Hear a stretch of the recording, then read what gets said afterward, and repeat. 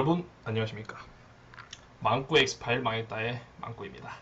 오늘 전해드릴 사건은 미제 사건이지만 정말 미스테리하고 또 이런 일이 가능한가 실제로?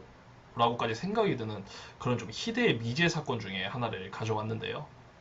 오늘 망고의 엑스파일 사건은 바로 왼쪽 상단에 보시다시피 남양주 아파트 밀실 살인 사건입니다.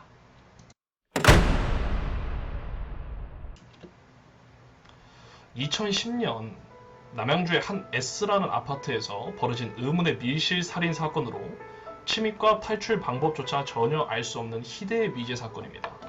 굉장히 의문스러운 점은 이 사건에서 용의자가 단 한 명도 나오지 않았다는 점인데요. 지금 보여드리는 이 사진이 바로 그 당시 남양주 밀실 살인 사건의 배경이 됐던 그 아파트입니다. 신축 아파트이고요. 그리고 이 아파트의 모양을 잘 기억을 해두시길 바랍니다. 내용을 들으시다 보면 이 아파트의 외부 단면과 실제로 이 밀실에서 살인사건이 난 그 범인, 그 범행, 가해자가 지금 누군지 모르기 때문에 이 사건에서 그거를 또 추측하기에 이 아파트의 단면도 이 배경이 이따가 또 하나 보여드리겠지만 지금 이 단면을 잘 기억해 보시면은 또 이러한 가설은 가능한가 또 아니면 이러한 가설은 불가능한가 라는 것도 판단을 내리실 수가 있기 때문에 한번 잘 기억해 두시길 바라겠습니다. 사건 무렵 지어진 지 1년도 안 됐던 이 경기 남양주시 한 고급 아파트 단지는 보안이 매우 철저했습니다. 외부 차량은 차단기를 통과해야만 지하 주차장으로 들어갈 수가 있었고 걸어서 아파트 단지까지 들어왔다고 해도 아파트 동 내부로 들어가려면 출입카드나 비밀번호 입력도 필수였습니다. 집 현관에는 각각 도어록이 있었고요. 아파트 곳곳엔 CCTV도 꼼꼼히 설치가 되어 있었습니다. 그런데 어느 날 아파트 A동 14층에서 살인사건이 일어나게 됩니다. 그런데 여기서 정말 믿기 힘든 점이 한 가지 있는데 경로당을 가려던 한 노인이 집안에서 살해됐다는 사실은 분명했습니다. 하지만 범인이 현장에 들어오고 나간 흔적은 어디에도 남아있지 않았던 것인데요. 이 점만 놓고 보면 정말 좀 소름이 끼치고 어떻게 보면 귀신이 고칼 노릇이라고 다들 생각이 드셨을 수도 있을 겁니다. 2010년 11월 17일 오전 8시쯤에 피해자 이씨 69세는 서울에 사는 지인과 주식 투자 그리고 또 근황 등 사는 얘기를 나눈 뒤에 정확히 18분 후 전화를 끊은 다음에 외출복을 차려 입고 나갈 준비를 마쳤습니다. 그러나 아침 7시가 되기도 전에 골프를 치러 집을 나섰다가 밤 11시가 넘어서 집에 돌아온 남편 73세 박 씨는 안방 침대에서 흉기의 얼굴과 목을 수십 차례나 찔려 숨진 부인의 처참한 시신을 발견하고 맙니다. 결정적인 사인은 목 경동맥에 입은 상처였고요. 피해자는 날카로운 흉기를 든 범인과 사투를 벌여 양손에 방어흔이 11군데나 남아있었다고 합니다. 여기서 방어흔에 대해 간략하게 설명을 드리자면 사람은 공격을 당하면 무의식적으로 방어를 하게 됩니다.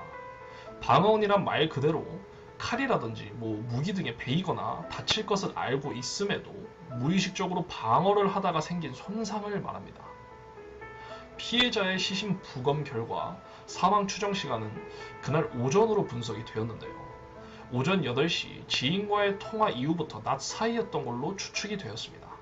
사건 당일 늦은 밤 신고를 받고 현장에 도착한 경찰은 범인이 사용한 흉기를 피해자의 집에서 사용하던 부엌칼로 확인을 했고 집 안에 범인이 남긴 발자국은 이 집 화장실에서 사용하는 슬리퍼 자국이었고요. 슬리퍼는 발바닥에 혈흔이 묻은 채 원래 있던 화장실에 놓여 있었습니다. 경찰은 범인이 화장실 슬리퍼를 신고 안방에서 범행 후에 다시 화장실에 들어가 피해자의 피가 묻은 자신의 손등을 씻고 슬리퍼를 벗어 두었다고 추정하였습니다. 지금부터 보여드리는 사진이 이 아파트의 정확한 내부 단면도입니다. 바로 이 사진인데요. 여기를 보시면 이 앞쪽이 이제 아파트 바깥쪽입니다. 아파트 바깥쪽이고 이제 A동 입구고요. 여기서 들어와서 지금 여기는 CCTV가 있는 거죠. 여기 CCTV가 있는 거고 A동 입구로 들어와서 엘리베이터를 타고 여기 보시면 계단이 있어요. 계단과 엘리베이터가 존재하거든요. 그러니까 이게 말씀드리면 아파트의 입구 단면도고요. 요 위에 있는 요 사진이 바로 피해자 집의 단면도입니다. 그렇기 때문에 이 현관에서 전에 말씀드렸다시피 앞서 출입카드 비밀번호 이용 및 초인종 누른 기록이 원래 다 찍힙니다. 근데 이 사건에서는 그런 게 아예 없었다는 거고요. 여기서 엘리베이터를 타고 이 엘리베이터를 타고 올라온 뒤에 이쪽으로 걸어가서 초인종이 여기 있습니다.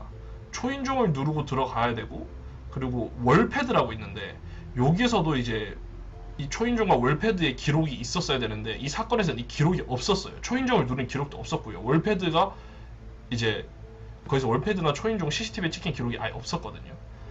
여기서 보시면 침입 흔적이 없다고 나오죠. 여기가 현관입니다. 이동 경로가, 범인의 이동 경로가 현관으로 이렇게 들어간 겁니다. 처음에 현관으로 들어가서 화장실에 들어간 겁니다. 화장실에 들어가서 슬리퍼를 신고 다시 나온 뒤에 주방으로 걸어가게 됩니다. 이 주방에 있는 부엌 칼을 가지고 난 뒤에 다시 안방으로 걸어가게 되죠. 피해자가 있던 이 범인의 이동 경로입니다. 그리고 나서 여기서 이제 피해자를 살해한 뒤에 다시 나와서 이 화장실로 다시 들어간 뒤에 손을 씻고 슬리퍼를 벗어둔 겁니다. 여기까지가 앞서 말씀드렸던 사건의 전말이었고요.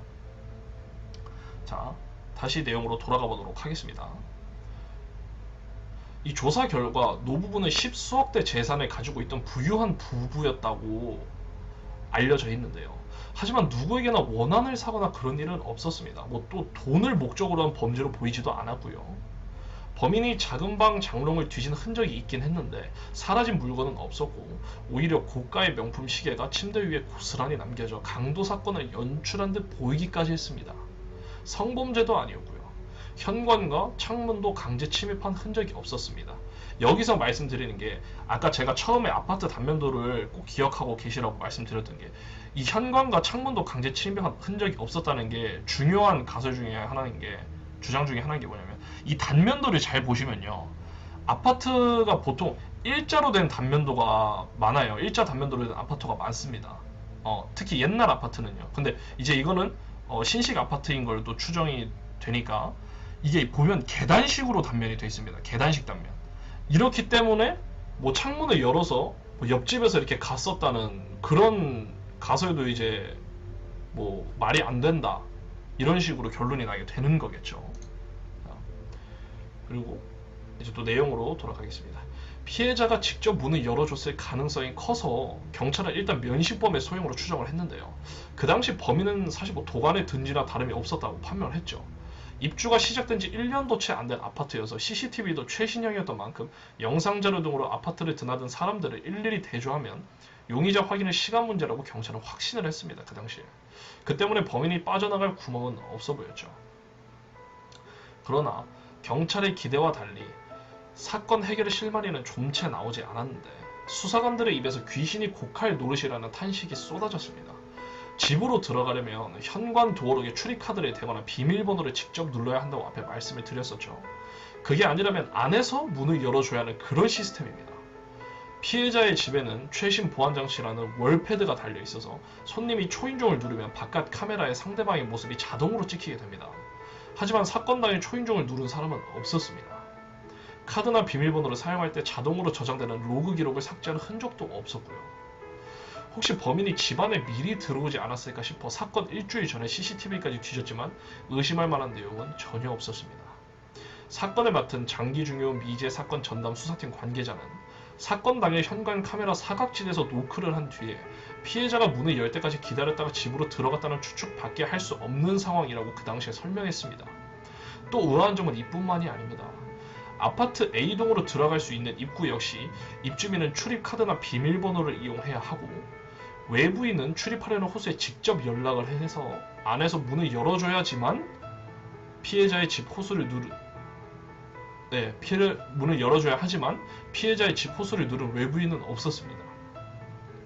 아파트 안으로 들어올 수 있는 같은 동 주민이거나 다른 집을 방문하는 것처럼 속였다고 가정도 해봤지만 사건 당일 오전 5시부터 자정까지 A동 출입구와 엘리베이터 내부, 그리고 1층 엘리베이터 앞 CCTV에 찍힌 188명의 당일 행적을 이 잡듯이 뒤졌어도 범인의 흔적은 찾지 못했고, 계단을 이용했더라도 1층 엘리베이터 앞 CCTV에는 모습이 찍힐 수밖에 없는 구조였는데 역시 특이점은 찾아볼 수가 없었습니다. 당시 사건을 담당했던 경기 남양주 경찰서는 수사할 수 있는 건 정말 다 뒤져봤는데도 흔적이 없으니 온갖 상상을 다 해보게 되었는데요. 범인이 아직 입주가 안 된 빈집 창문으로 침입해 계단을 이용했거나 15층 아파트 옥상에서부터 내려왔다는 가정도 해봤으나 이러한 방식으로 침입한 것도 아니라고 결론이 났고요. 미입주 세대가 있던 2, 3층 집에 사건 당일 출입한 사람이 또 없었습니다. 옥상에서 14층까지 내려간 흔적도 나오지 않았고요. 1층부터 15층 계단 전체에서 실시한 혈액 반응에서도 아무것도 발견되지 않았습니다. 그런데 피해자 손톱 등에서 범인의 유전자 정보, 그러니까 즉 DNA죠. DNA는 검출되지 않았지만 집안에 있던 물컵 등 식기에서 6명의 것으로 보이는 DNA가 일부 발견되기도 하고 신발장 거울에서는 지문도 나왔습니다. 그러나 지문은 1년여 전에 이사할 때 일했던 이삿짐 센터 직원 것으로 확인이 되었고 6명의 DNA 정보 대조 결과 용의자는 없었습니다. 이러한 단편적인 정보들로 추측할 수 있는 부분이 몇 가지가 있는데요. 첫 번째, 범인은 피해자를 살해하기 전에 화장실과 부엌을 들렀습니다. 피해자가 집에 있었음에도 불구하고 이런 데에 출입할 정도라면 피해자와 익숙한 인물일 가능성이 높다고 볼 수 있겠죠. 그리고 두 번째, 피해자의 양손에서 방어운이 11개나 발견됐으므로 범인이 노약자이거나 여성일 가능성이 높다고 볼 수가 있습니다. 왜냐하면 피해자가 할머니였다는 점을 미루어 보아서 보통 성인 남성들이 가해자였다면 방어운이 11개나 검출되지 않았을 뿐더러 강한 힘을 이용해 제압한 뒤에 쉽게 살인을 저질렀을 겁니다. 그리고 셋째, 범인이 CCTV에 찍히지 않은 점으로 보아 아파트의 구조를 잘 아는 인물일 겁니다. 혹은 CCTV를 찍지 않는 시간대나 사각지대를 알고 있을 수도 있고요. 만일 CCTV를 피해서 침입하고 탈출했다면 이는 아파트를 관리하는 인물이거나 주민이거나 혹은 그 아파트를 자주 출입하던 배달이나 용역업체 직원일 수도 있겠죠. 마지막으로 네 번째, 흔적을 전혀 남기지 않고 범행을 한 것으로 보면 사전에 치밀하게 범행을 준비했을 정황이 높으며 범행 전에 장기간에 걸쳐 이곳저곳을 기웃거리며 계획을 세웠을 가능성이 매우 높다고 볼 수가 있습니다. 피해자가 재산이 많고 작은 방에 장롱을 뒤진 흔적이 있으며 개인적인 원한을 산 일이 없으므로 강도의 우발적 살인일 가능성도 존재하겠지만 결국 사라진 물건은 없었으므로 단순히 강도의 우발적 살인으로 보기는 어려웠습니다. 게다가 피해자 집 현관의 출입카드 그리고 비밀번호를 이용하거나 초인종을 누른 기록도 없었고요. 내부 CCTV나 1층 CCTV 모두에도 범인의 출입 영상이 없고 A동 입구에도 출입카드, 비밀번호, 호출 기록이 전혀 없는 등 우발적이라고 하기에는 범행이 지나치게 치밀했습니다. 그러나 면식범의 소형으로 보기에도 문제가 있었는데요. 비록 범행 도구로 집안에 있던 부엌칼을 사용하고 범행 당시 화장실 슬리퍼를 신은 뒤에 다시 제자리로 돌려놓는 등 집안 내부를 잘 알고 있으며 창문이나 현관에 그 어떤 강제 침입의 흔적이 없어 아는 사람에게 문을 열어줬을 가능성이 있지만 피해자 명의 보험가입이라고 재산 다툼이 없는 것은 물론 사건 당일 가족의 알리바이도 모두 성립하였습니다. 아파트 CCTV에는 남편이 이날 오전에 나갔다가 밤에 들어온 화면이 찍혔고 휴대폰 사용 내역에서도 이동 경로가 확인이 됐습니다. 골프를 친 뒤 함께 술을 마셨다는 일행의 증언 등도 나오게 되면서 남편은 용의선상에서 제외되게 됩니다. 마지막 남은 것은 가족 이외 면식범일 가능성인데 A동에 입주해 있던 내부인 48세대 모두 신발장, 세면장은 물론 의류까지 혈액 반응 검사를 하는 등 철저한 조사를 하였는데도 특이점이 전혀 나오지 않았다고 했습니다. 내부인 중에 피해자와 아파트 옥상에서 고추를 말리는 이유로 말다툼을 한 적이 있다는 이웃이 주목을 받아 집중 조사를 받기는 했는데 경찰은 집 거실에 깔린 카펫을 긴급 압수하고 거짓말 탐지기까지 동원해 살펴봤지만 역시 특별한 건 없었다고 했습니다.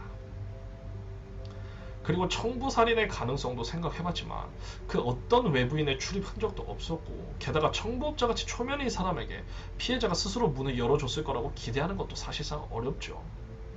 경찰 또한 CCTV 영상을 대조해도 용의자를 특정하지 못하자 A동 주민 모두의 행적을 확인했고 사건 당일 단지 출입 차량 운전자 모두를 살펴봤지만 그 어떤 단서조차 찾을 수가 없었습니다. 주민들 사이에서는 지하실에 몰래 숨어 살던 누군가가 범인이라는 터무니없는 괴담까지 돌았을 정도였는데요. 물론 지하실을 검사할 결과 그랬을 가능성 역시 제로임이 밝혀지게 되면서 사건은 점점 미궁 속으로 빠져만 갔습니다. 결국 이 사건은 5년에 걸친 노력을 비웃듯이 2016년 1월에 미제 사건으로 종결되고 말았는데요. 정말 귀신이 고칼 노릇이라는 표현이 딱 들어맞을 정도로 누가 범인인지, 과연 누가 죽였는지 알 수가 없어 더 답답하게 끝난 그런 사건이 아닌가 싶습니다. 여러분들 오늘 망고 엑스파일 어떻게 보셨나요? 범인이 누구인지 알 수도 없는 그런 상황에서 이 사건을 접하신 여러분 스스로가 누가 범인일지 추측을 해볼 수 있다는 점에서 굉장히 이목을 집중할 만한 사건이 아닌가 싶었습니다. 저 역시도 이 사건을 접할 때 범인 추측을 위해 정리한 사건 파일을 수차례 읽고 또 읽어봤는데요. 정말 도대체 범인은 어떠한 방법으로 어떻게 범행을 저질렀는지 궁금해서 그래서 작성한 바와 같이 귀신이 고칼 노릇이고 끝없는 상상의 나래까지 펼치게 만든 그런 사건이 아니었나 싶습니다. 여러분들도 한번 계속 생각을 해보시고요. 범인이 누구인지 궁금하시거나 또 이 사람이 범인일 가능성이 많겠다. 또 누가 범인이겠다.